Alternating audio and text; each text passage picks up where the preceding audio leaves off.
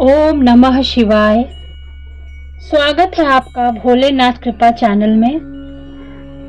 आज मैं आपको 16 सोमवार व्रत का संकल्प कैसे करते हैं, इसकी पूजा की विधि क्या है, इस व्रत की कथा, इसके बारे में आज मैं आपको इस वीडियो में बताने जा रही हूँ। कृपया करके उससे पहले आप मेरे चैनल को सब्सक्राइब कीजिए, लाइक कीजिए और अपने दोस्तों के साथ शेयर कीजिए। करती हूँ कि भोलेनाथ के सभी भक्तों पर उनकी कृपा बनी रहे और यह सावन का महीना उनके लिए बड़ा ही पावन और मंगलकारी हो। आइए जानते हैं कि 16 सोमवार व्रत करने का संकल्प कैसे लें। किसी भी पूजा या व्रत को आरंभ करने के लिए सर्वप्रथम संकल्प करना चाहिए। व्रत के पहले दिन संकल्प किया जाता है, उसके बाद आप नियमित पूजा और व्रत करें। सबसे पहले हाथ में जल, अक्षत, पान का पत्ता, सुपारी और कुछ सिक्के लेकर संकल्प करें। सभी वस्तुएं भगवान शिव की मूर्ति के आगे समर्पित कर दें। अब मैं आपको बताऊंगी कि 16 सोमवार व्रत करने की विधि क्या है, पूजा कैसे करनी चाहिए जिससे भगवान शिव अतिशीघ्र प्रसन्न हो जाएं। सबसे पहले हाथ में अक्षत तथा फूल लेकर दोनों हाथ जोड़ लें और भगवान शिव का आवाहन करें। हाथ में लिए हुए फूल और अक्षत शिव भगवान को समर्पित करें। सबसे पहले भगवान शिव पर जल चढ़ाएं। जल के बाद सफेद वस्त्र अर्पित करें। सफेद चंदन से भगवान को तिलक लगाएं एवं तिलक पर अक्षत लगाएं। सफेद पुष्प, धतूरा, बेलपत्र, भांग एवं पुष्प माला अर्पित करें। अष्टगंध धूप अर्पित कर दीप दिखाएं। भगवान को भोग के रूप में ऋतुफल या बेल और नैवेद्य अर्पित करें। अगर आप सब भी सावन के 16 सोमवार उठाने का सोच रहे हैं, सबसे पहले संकल्प लीजिए, फिर भगवान शिव की विधि पूर्वक पूजा कीजिए। आइए अब मैं आपको विस्तार में 16 सोमवार कथा का वर्णन करती हूँ। एक बार शिव जी और माता पार्वती मृत्यु लोक में घूम रहे थे। घूमते घूमते वे विदर्भ देश के अमरावती नामक नगर में आए। उस नगर में एक सुंदर शिव मंदिर था, इसलिए महादेव जी पार्वती के साथ वहां रहने लग गए। एक दिन बातों बातों में पार्वती ने शिव जी को चौसर खेलने को कहा। शिव जी राजी हो गए और चौसर खेलने लगे। उसी समय मंदिर का पुजारी दैनिक आरती के लिए आया। पार्वती ने पुजारी से पूछा, बताओ हम दोनों में चौसर में कौन जीतेगा? वो पुजारी भगवान शिव का भक्त था और उसके मुंह से तुरंत निकल पड़ा, महादेव ही जीतेंगे। चौसर का खेल खत्म होने पर पार्वती जी जीत गई और शिव जी हार गए। पार्वती जी ने क्रोधित होकर उस पुजारी को शाप देना चाहा। तभी शिव जी ने उन्हें रोक दिया और कहा कि ये तो भाग्य का खेल है, उसकी कोई गलती नहीं है। फिर भी माता पार्वती ने उसे कोढ़ी होने का शाप दे दिया और उसे कोढ़ हो गया। काफी समय तक वो कोढ़ से पीड़ित रहा। एक दिन एक अप्सरा उस मंदिर में शिवजी की आराधना के लिए आई और उसने उस पुजारी के कोढ़ को देखा। अप्सरा ने उस पुजारी को कहा, तुम्हें इस कोढ़ से मुक्ति पाने के लिए 16 सोमवार व्रत करना चाहिए। उस पुजारी ने व्रत करने की विधि पूछी। अप्सरा ने बताया, सोमवार के दिन नहा धोकर साफ कपड़े पहन लेना और आधा किलो आटे से पंजीरी बना देना। उस पंजीरी के 3 भाग करना। प्रदोष काल में भगवान शिव की आराधना करना। इस पंजीरी के 1/3 हिस्से को आरती में आने वाले लोगों को प्रसाद के रूप में देना। इस तरह 16 सोमवार तक यह विधि अपनाना। 17वें सोमवार को 1/4 गेहूं के आटे से चूरमा बना देना और शिव जी को अर्पित कर लोगों में बांट देना। तुमसे तुम्हारा कोढ़ दूर हो जाएगा।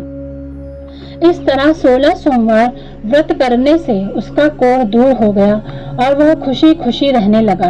एक दिन शिवजी और पार्वती दोबारा उस मंदिर में लौटे और उस पुजारी को एकदम स्वस्थ देखा। पार्वती ने उस पुजारी से स्वास्थ्य लाभ होने का राज पूछा। उस पुजारी ने कहा, उसने 16 सोमवार व्रत किए, जिससे उसका कोढ़ दूर हो गया। पार्वती जी इस व्रत के बारे में सुनकर बहुत प्रसन्न हुई।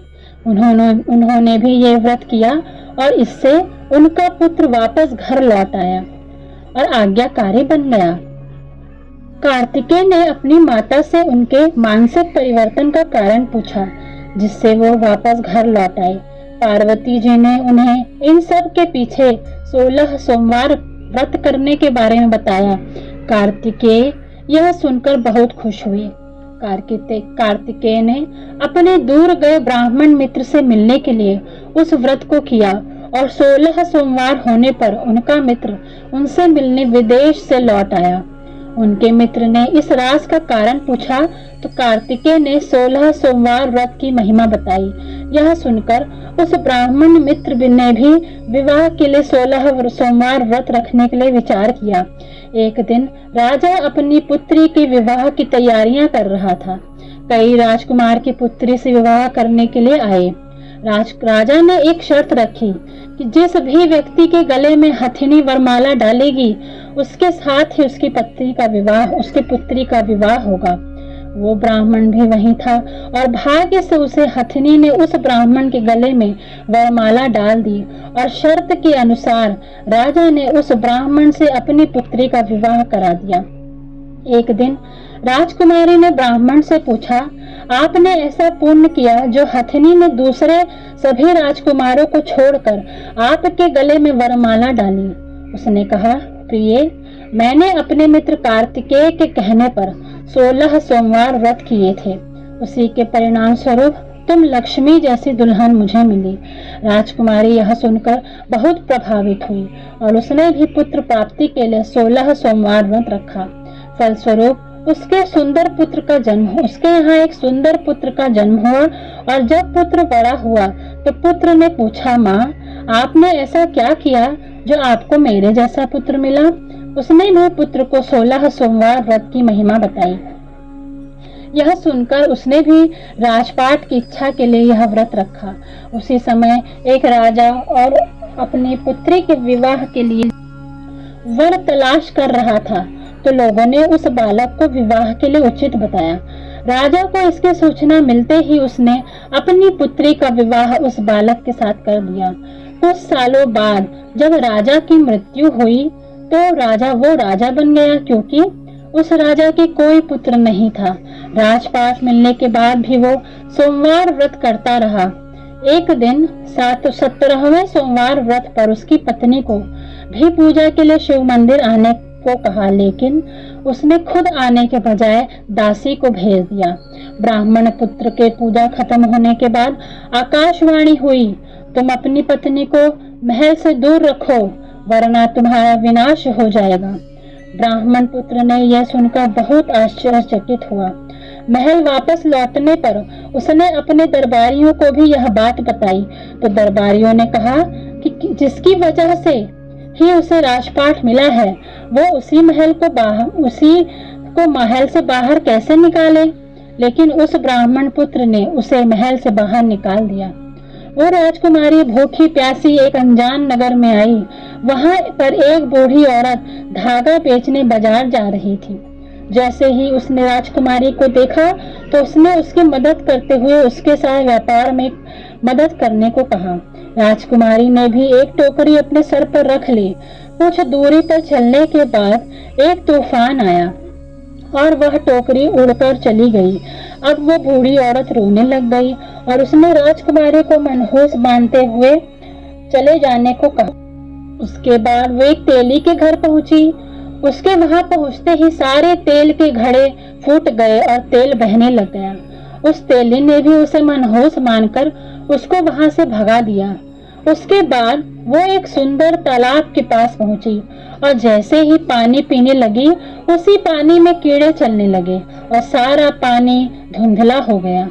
अपने दुर्भाग्य को कोसते हुए उसने गंदा पानी भी पी लिया और पेड़ के नीचे सो गई।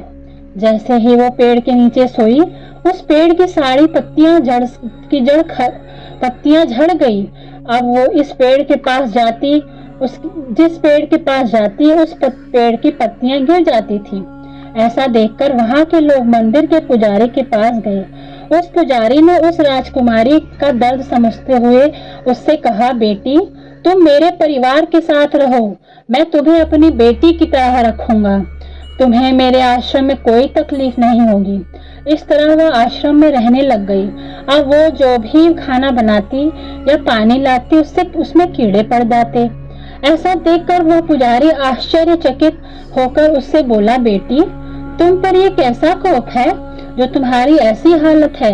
उसने वहीं शिव पूजा में ना जाने वाली कहानी सुनाई।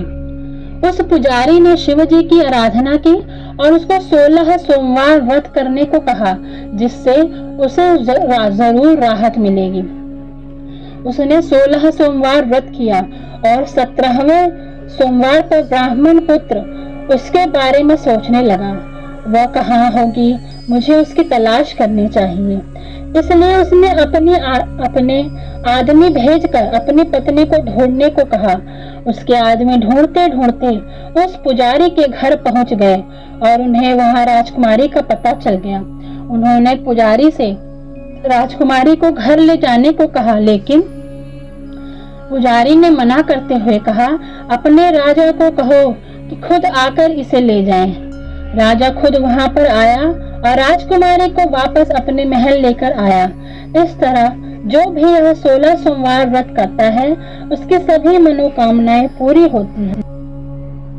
शिव जी बहुत ही भोले हैं, वो सभी की बहुत जल्दी प्रसन्न हो जाते हैं तथा अपने भक्तों की मनोकामना बहुत जल्द शीघ्र अतिशीघ्र पूरा कर देते हैं। आप सबने सुना कैसे शिव जी ने 16 व्रत करने वालों पर अपनी कृपा बरसाई।